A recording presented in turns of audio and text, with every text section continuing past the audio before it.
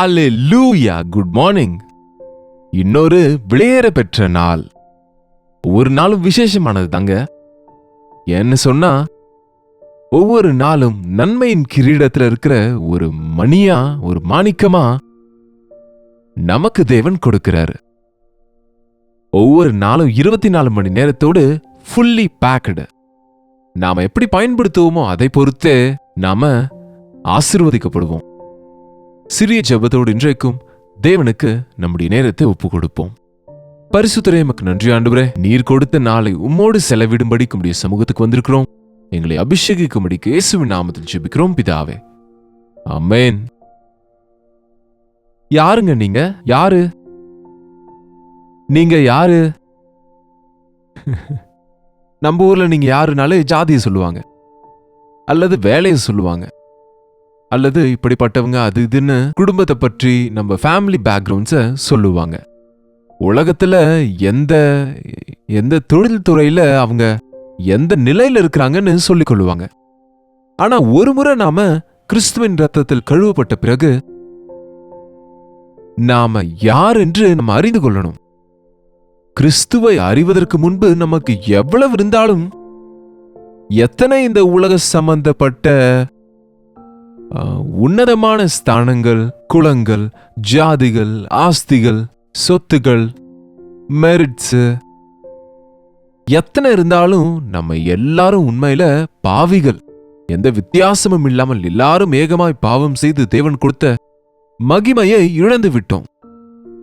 ஆனால் ஒரு முறை நம்ம பாவம் மன்னிப்பு பெற்ற பிறகு, பாவத்திலிருந்து மீட்கப்பட்ட பிறகு, நம்முடைய பாவங்களுக்காக மனம் திரும்பி அறிக்கையிட்டு ஆண்டவர் சமூகத்தில் விட்ட பிறகு,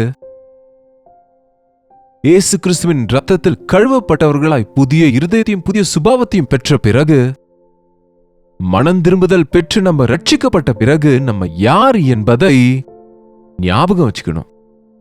இனி நம்ம பூமிக்குரியவங்க இல்ல, நாம பரலோகத்தின் வாரிசுகள். நம்முடைய குடியுரிமை பரலோகத்தில் இருக்கிறது. திருப்புங்க பேதுரு எழுதின முதலாம் நிருபம். பேதுரு எழுதின முதலாம் நிருபம் 1வது அதிகாரம், மன்னிங்க 2ஆம் அதிகாரம் 9ஆம் வசனம். நீங்களோ உங்களை அந்தகாரத்தில் நின்று தம்முடைய ஆச்சரியமான ஒளியின் இடத்திற்கு,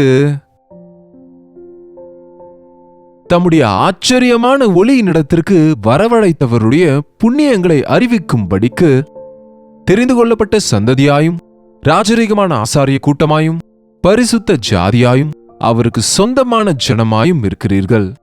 யாராங்க? ராஜரீகமான ஆசாரிய கூட்டமாயும், தெரிந்து கொள்ளப்பட்ட சந்ததியாயும், ராஜரீகமான ஆசாரிய கூட்டமாயும், பரிசுத்த ஜாதியாயும், தேவனுக்கு சொந்தமான ஜனங்கள் நீங்க. எதுக்குமே உதவாத நம்மை ராஜாக்களாக செய்கிறார் ஆண்டவர். ராஜாக்கள் மட்டுமில்ல, ராஜரீக ஆசாரியரா செய்கிறார். ராஜரீகமான ஆசாரிய கூட்டமாயும், தெரிந்து கொள்ளப்பட்ட சந்ததியா, எல்லா சந்ததியிலும் உன்னதமான தெரிந்து கொள்ளப்பட்ட தேவன் ஏற்படுத்தி கொண்ட ஜனம், தேவன் அபிஷேகித்த ஜனம், தேவன் தெரிந்து கொண்ட ஜனம், தேவனை மகிமைப்படுத்துகிற ஜனம், தேவன் துணையா இருக்கிற ஜனம். எந்த தகுதியும் இல்லாத நம்மை தேவன் தம்முடைய ஜனங்களாக செய்து கொண்டார். ஜனங்க மட்டும் இல்ல, என்னங்க, தெரிந்து கொள்ளப்பட்ட சந்ததி, ராஜரீகமான ஆசாரிய கூட்டம், பரிசுத்த ஜாதியா செய்திருக்கிறார். அதற்குதான் ஒரு கிறிஸ்தவன் இயேசுவை நம்புகிறேன் என்கிறவன் பரிசுத்தமா இருக்கணும். பரிசுத்தம் இல்லாமல் தேவனுக்கு பிரியமா இருப்பது கூடாத காரியம். உலகத்தின்படியே வாழ்ந்து கொண்டு நானும் தேவனுடைய பிள்ளைன்னு தயவு செய்து சொல்லிக் கொள்ளாதீங்க.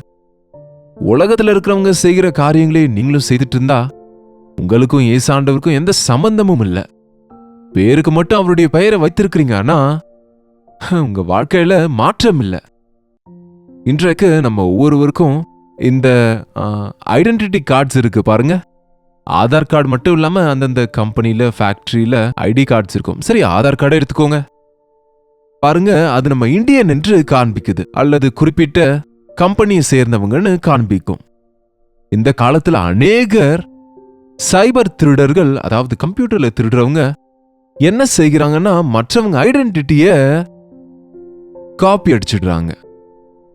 நம்ம இன்ஃபர்மேஷனா இருக்கட்டும், நம்ம ஃபோன் நம்பரா இருக்கட்டும், நம்ம இமெயில்ஸா இருக்கட்டும், நம்மளுடைய கோட்ஸாக இருக்கட்டும், இவைகளை எப்படி செய்வாங்களோ அந்த செக்யூர்டா இருக்கிற அல்லது இருக்கிறது என்று நம்பப்படுகிற சோசியல் மீடியால கூட இன்றைக்கு இப்படிப்பட்ட ஸ்கேம்ஸ் அதிகமாக நடக்குது. அவங்க முக்கியமான வேலை என்ன? நம்ம ஐடென்டிட்டியை அதை திருடி விட்டு அந்த ஃபேக் ஐடென்டிட்டியோடு நம்ம ஐடியை பயன்படுத்தி அவங்க நம்மை போல வாழ முயற்சிக்கிறாங்க. இப்படி ஏமாத்துறாங்க, டிராவல் பண்றாங்க. கவனிச்சிங்களா? இன்றைக்கு தேவன் நமக்கு கொடுத்திருக்கிற இந்த பாக்கியம், ராஜரீகமான ஆசாரிய கூட்டம், நம்மை தெரிந்து கொள்ளப்பட்ட சந்ததியா, பரிசுத்த ஜனங்களா நம்ம இருக்கணும்னு விரும்புகிறாரு. இன்றைக்கு கிறிஸ்தவங்கன்னு பெயர் வைத்துக் கொள்ளுகிறாங்க, ஆனா அவங்களுக்குள்ள பரிசுத்தம் இல்ல. மேபி அவங்க என்ன சொல்றதுன்னு தெரியல. ஃபேக் கிறிஸ்டியன்ஸா? என்னங்க, அவங்க அப்பா அம்மா ஒருவேளை கிறிஸ்தவங்களா இருந்தா, அல்லது விசுவாசிகளா இருந்தா, அல்லது ஒரு சபைக்கு போகிற விசுவாசிகள் கூட்டத்துல இருந்தா, நானும் அந்த சபை விசுவாசின்னு சொல்லிக்கொண்டு பயங்கரமா அவங்க இருமனதோடு வாழ்கிறவங்க இருக்கிறாங்க, மாயமாலமா வாழ்கிறவங்க இருக்கிறாங்க. அதற்குதான் ஜாக்கிரதை. உங்க கையில் இருக்கிறத கெட்டியா பிடிச்சுக்க சொல்லி வேதம் எச்சரிக்குதுங்க. உங்க ஐடென்டிட்டியை நீங்க காத்துக்கொள்ளுங்க. உங்களுக்கு இருக்கிற அதிகாரத்தை நீங்க காத்துக்கொள்ளுங்க. உங்களை எவ்வளவு பெரியவங்களா ஆக்கியிருக்கிறார்னு உணருங்க. தேவன் கொடுத்த ஆசீர்வாதத்தை ஒருவேளை கஞ்சுக்காக இழந்துட்டான் ஏசாவு. அதுபோல இன்றைய அநேகர் தேவன் கொடுத்த இந்த பெரிய ரட்சிப்பின் பாக்கியத்தை சிற்றின்ப பாவ இச்சைகளுக்காக வித்து போடுறாங்க. தற்காலிக உலக சம்பந்தப்பட்ட காரியங்களுக்காக மனசாட்சியை கெடுத்துக் கொள்ளுகிறாங்க. தயவு செய்து அப்படி செய்யாதீங்க. நீங்க யாருன்னு தெரிஞ்சுக்கோங்க. யார் நாம? பரிசுத்த ஜனம், தேவனுக்கு சொந்தமான ஜனங்கள். We belong to God. தேவனின் சொத்து நாம. நாம விலை கொடுத்து வாங்கப்பட்டவர்கள். ஆகவே நாம கிரயத்தினால கொல்லப்பட்டவங்க, தேவனுடைய சொத்தாக இருக்கிறோம். உங்க சரீரத்தால தேவனை மகிமைப்படுத்த சொல்லி தேவ வசனம் சொல்லுது.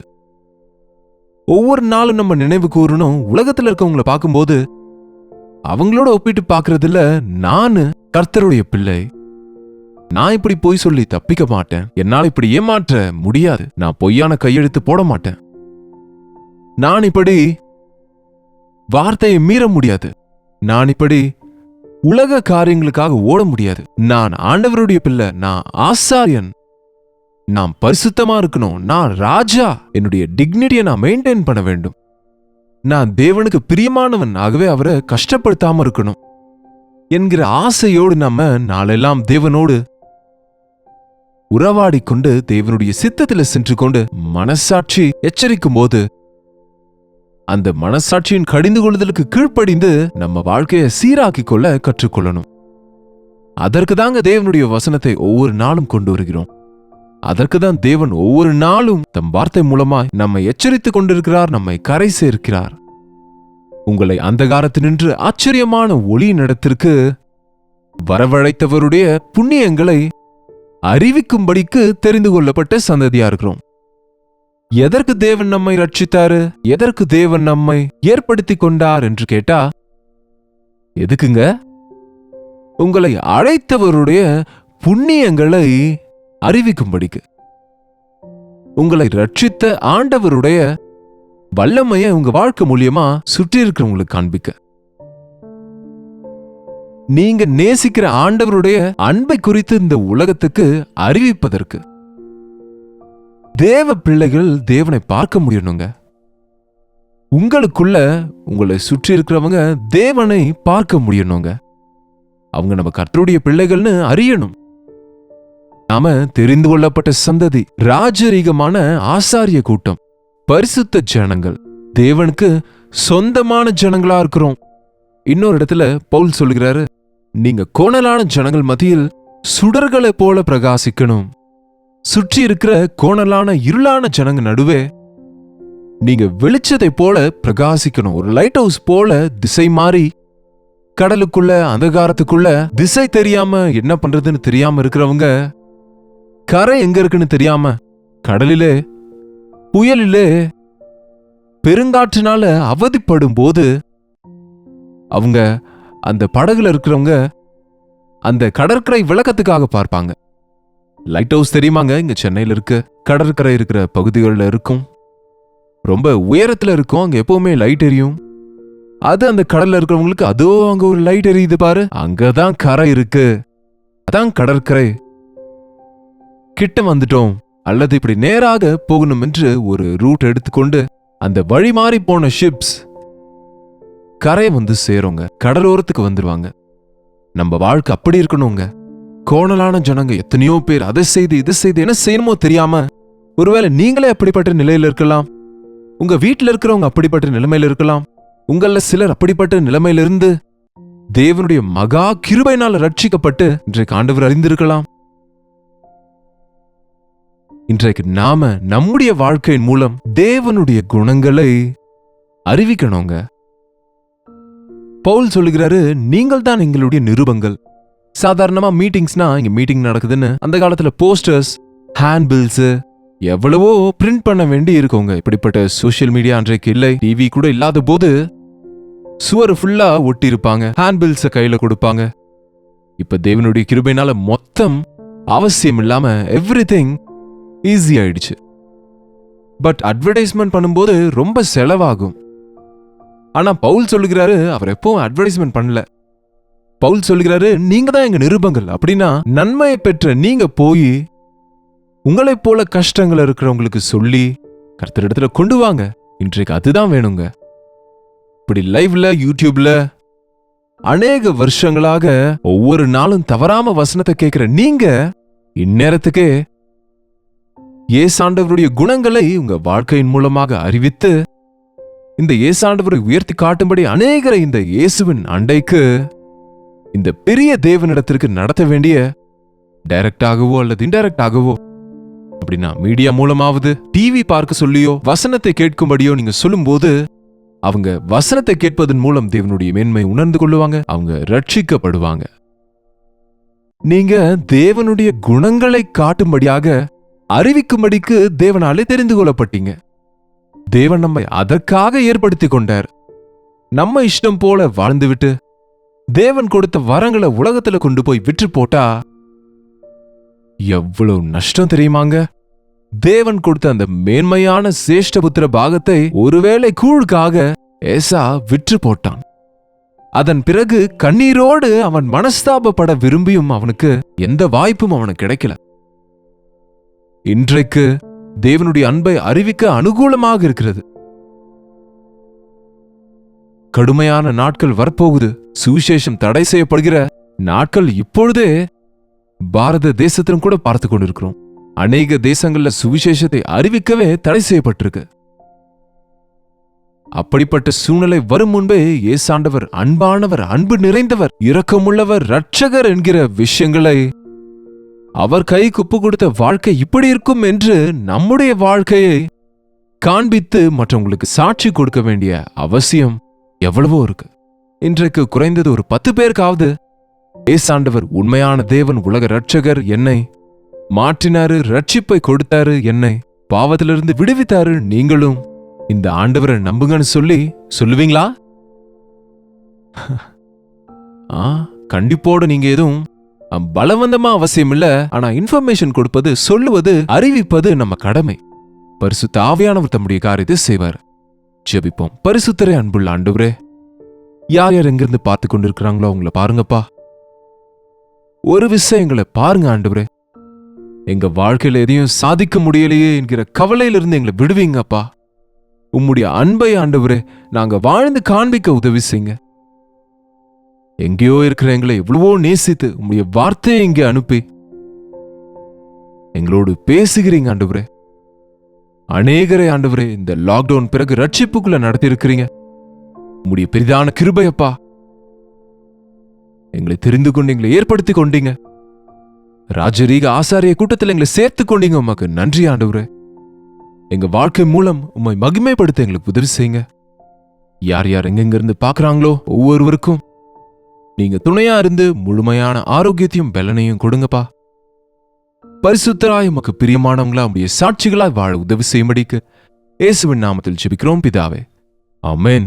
நம்முடைய பிதாவாகிய தேவனுடைய அன்பும் குமாரனாகிய இயேசு கிறிஸ்துவின் கிருபையும் பரிசுத்த ஆவியானவருடைய அந்யோன்யம் ஐக்கியமும் கூடி வந்திருக்கிற நம் அனைவருக்கும் இப்பொழுதும் சதா காலமும் துணையாயிருப்பதாக.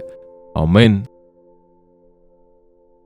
தேவனுக்கு ஸ்தோத்திரம். உங்களுடைய ஜெப விண்ணப்பங்களை, பாரங்களை எங்களுக்கு நீங்க தெரியப்படுத்த கீழ்காணும் 8939801234 என்கிற நம்பருக்கு ஒரு டெக்ஸ்ட் அல்லது வாய்ஸ் மெசேஜ் மூலமாக வாட்ஸ்அப் பண்ணுங்க. நிச்சயமா நாங்க உங்களுக்காக ஜெபிக்கிறோம். நீங்களும் ஜெபிங்க. தேவன் அற்புதமான காரியங்களை செய்வாருங்க.